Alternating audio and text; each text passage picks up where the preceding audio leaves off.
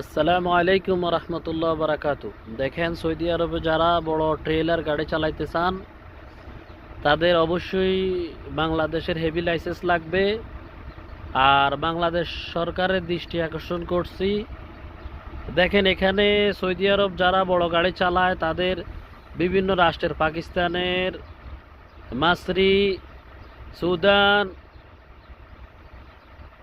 সব রাষ্ট্রের মানুষের হেভি লাইসেন্স আছে। হেভি লাইসেন্স যদি থাকে তাহলে সবাই এসব ধরনের বড় গাড়ি চালাইতে পারে। তো বড় গাড়ি চালাইলে আপনার এক একটা ড্রাইভারের বেতন 4,000 5,000 রিয়াল, প্রায় বাংলাদেশের 1-1.5 লাখ টাকার মতো বেতন। কিন্তু বাংলাদেশে আমাদের একটা সমস্যা কি, লাইসেন্স পাওয়া যায় না। যদি লাইসেন্স পাওয়া যেত তাহলে আমাদের বাংলাদেশে অনেক শ্রমিক ভাই আছে, ড্রাইভার, যারা এইসব বড় গাড়ি চালাইতে পারে, কিন্তু লাইসেন্সের কারণে তারা বিদেশে আসতে পারে না, এইসব গাড়িগুলো চালাইতে পারে না। চালাইতে পারলে